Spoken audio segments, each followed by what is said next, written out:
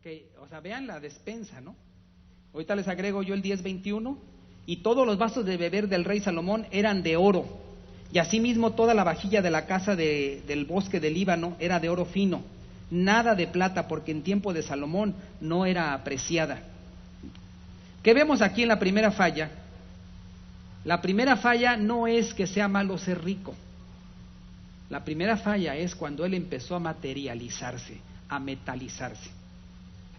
Es curioso que el templo dedicado al Señor tardó Salomón 7 años en construirlo, y su casa de Salomón tardó 14 años en construirla. Dices tú, caray, 14 años para su casa, como que le echó más corazón a la segunda obra. No es muy raro que en los cristianos entre el materializarse. No es muy raro que el corazón de un cristiano sea atacado y robado el amor de Dios por las cosas materiales. Entiéndase casa, carro, entiéndanse todo aquello que finalmente no ocupa el centro del corazón para el Señor, para el servicio a Dios. Salomón empezó a llenarse de lujos, bueno, era muy rico, pero esos lujos empezaron a llevarle neblina a la cabeza. Se dice que una de las virtudes, y el Cristo lo dijo, Cristo no habla de él, de sí mismo, más que hay un versículo donde él habla de sí mismo, que dice en Mateo 11:28, dice: sean mansos y humildes de corazón como yo. Cuando se refiere a sí mismo, Cristo dice: sean mansos y humildes de corazón como yo. Es cuando él se pone de referencia.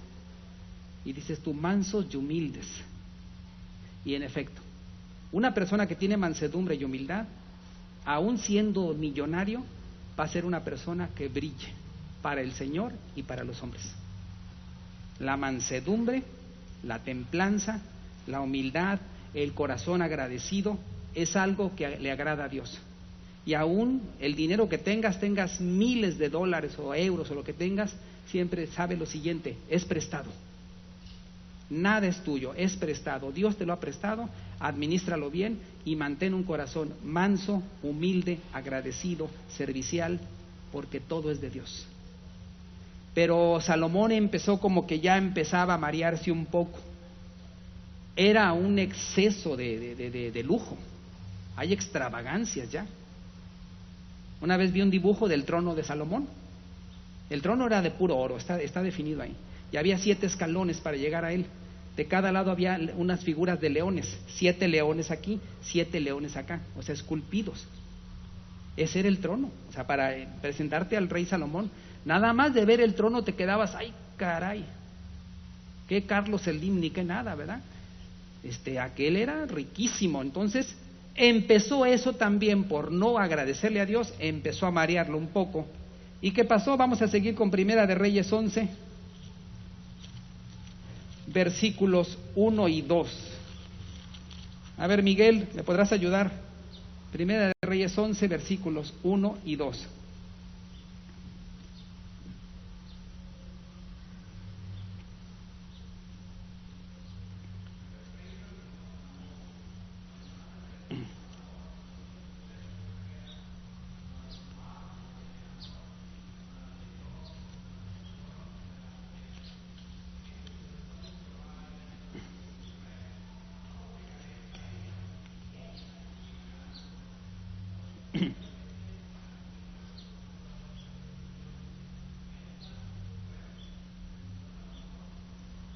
Ok, ahí vemos otro problema donde Salomón empezó a abandonar la sabiduría.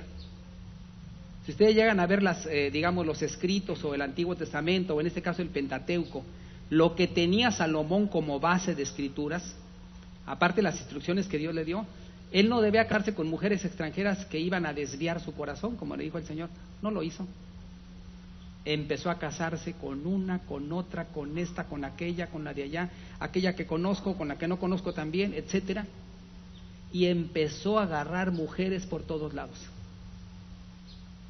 No podemos dejar de pensar que algunas mujeres iban con él por interés, por su dinero, por su posición, porque era conocido en todos lados.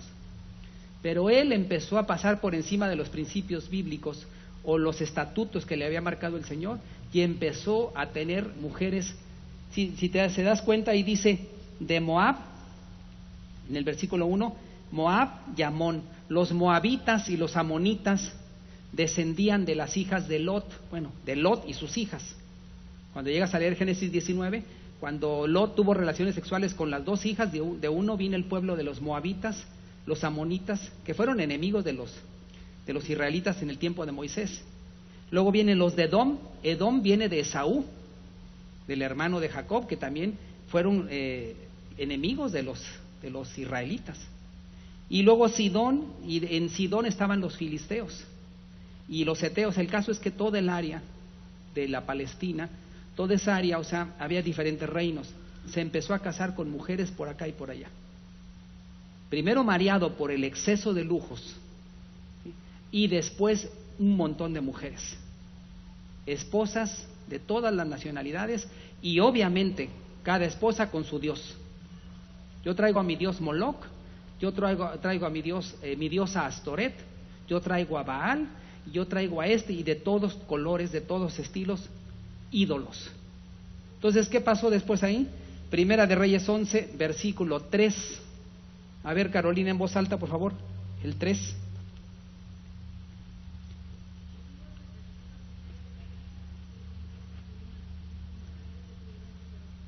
Ok, ahí ¿qué observamos? Tuvo 1000 mujeres. Observamos la aguda sensualidad de Salomón. 700 más 300, 1000, una diaria, 3 años. Sí, 700 mujeres y 300 concubinas. Sí, exacto, 300 concubinas, una para cada día del año, casi. Pero ¿qué nos refleja esto? Nos refleja un problema que tenía Salomón, la aguda sensualidad. O sea, llegó un momento en que él se pudo volver o pudo entrar en su mente la pornografía, lo obsceno. Veía a una mujer, inmediatamente se la imaginaba, ¡ay, esta sí! ¡Esta también! ¡Esta también! ¿Sí? O sea, ya la mente de Salomón empezaba a desvariar. La sensualidad, el dinero en la mano, o sea, la chequera en la mano, ¿sí? El poderío militar, la sabiduría que él decía que iba a conservar, pero aquí ya la estaba abandonando, hizo que se rodeara de mujeres, ¿sí? Y la sensualidad de él lo llevó hacia abajo. Algunas veces he platicado con personas cristianas que en privado me han dicho, ayúdame, porque estoy teniendo problemas con la pornografía. Le digo, ¿le picas al botón ese? Sí. Híjole. ¿A qué hora le picas? Cuando no se da cuenta nadie en la casa, a la 1 de la mañana, 1:30. Clama a Dios. Deja, es que no puedo, es que entro y hemos orado por esta situación, porque ahora el internet, mucha gente está dominada por el internet, no se da cuenta, mucha gente está dominada por eso. Hay personas que les gusta ver películas de terror, de horror, de suspenso, donde le cortaron la cabeza y lo partieron en dos y con el hacha le pegó, y les gusta ver eso. Hay sangre, que lo va a matar. Dices tú, ¿de qué estar alimentando su cabeza con toda esa cosa que consume? Y te das cuenta cuando el cristiano abre una rendija para que entre pornografía, violencia, maldad, sadismo y muchas veces falta de compasión. Hay cristianos que pueden llegar a ser insensibles al dolor de otros por lo que alimentan su cabeza. No digo tampoco que te tapes los ojos, no, pero sé sabio para hacer las cosas. ¿De qué alimentas tu cabeza? Y Salomón, pues olvídate, ya con mujeres a toda hora, él tenía una excesiva sensualidad. Y ahora sí, va para abajo. Vamos al número 4. Primera de Reyes 12, versículo 4. La cuarta característica de su necedad. Primera de Reyes 12, versículo 4. A ver, Adriana, ayúdame.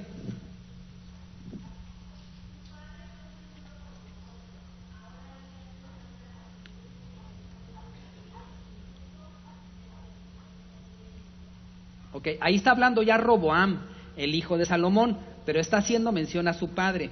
ya hubo un momento en el reino de Salomón, en el reinado de Salomón, que él empezó a subir excesivamente los impuestos.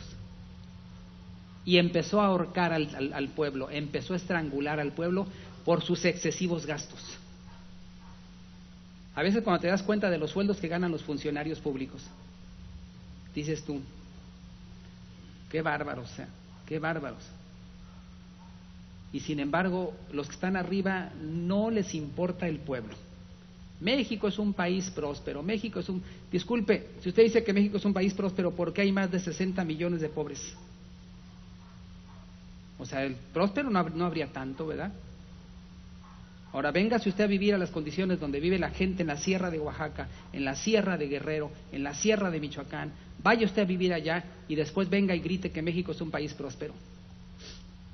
Pero la gente arriba no se quiere bajar y se vuelven insensibles y les pasa lo que Salomón. El impuesto se aplica, ¿sí?, para poder jalar más para el gobierno, y tú y yo podemos dudar muchas veces de que los recursos que llegan al gobierno se utilicen exactamente para beneficio de la nación. ¿Por qué? Pues ya la experiencia y los años nos indica que muchas veces hay grandes fugas de dinero hacia la cuenta bancaria de X persona. Y Salomón así también oprimió al pueblo porque quería más dinero para sus lujos, sus gastos, todo lo que estaba derrochando. Y vamos al último, Primera de Reyes 11, versículos 4 al 9, que fue donde él cayó hasta abajo, ¿verdad? 11 del 4 al 9. A ver, Dinora, me ayuda, sigan la lectura. 11 del 4 al 9.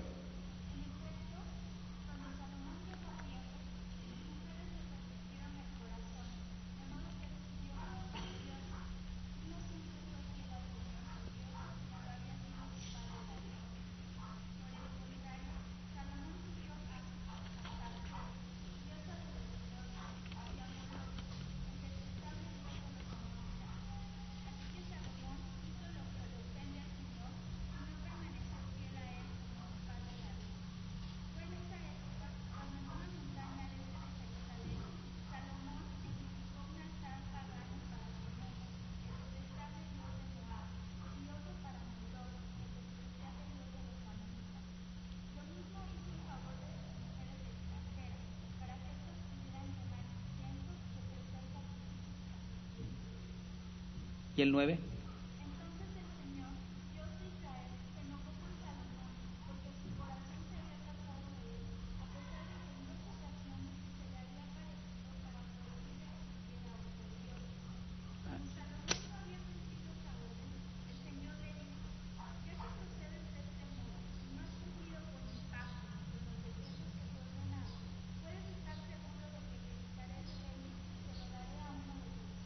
Hasta ahí.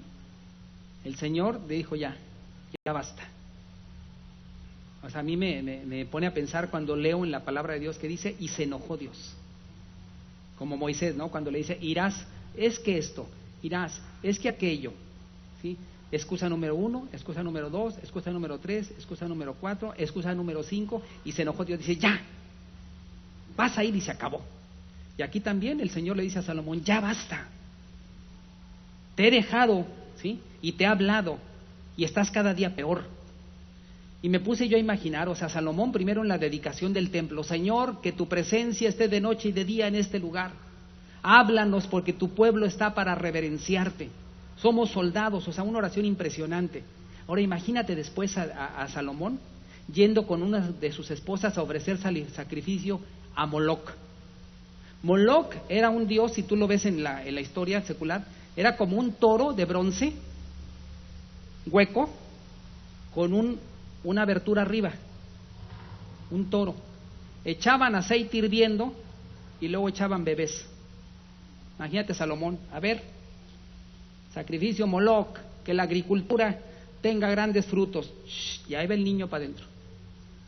Y Salomón regresaba contento a su palacio. Y ahora te toca el sacrificio para Astoret y puras cosas que dices tú, ¿cómo es posible? Ve hasta qué grado puede llegar una gente que descuida su relación con Dios.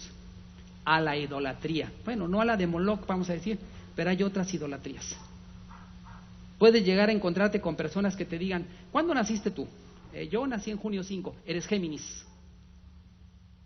Porque yo soy Sagitario, Y dicen que el Sagitario...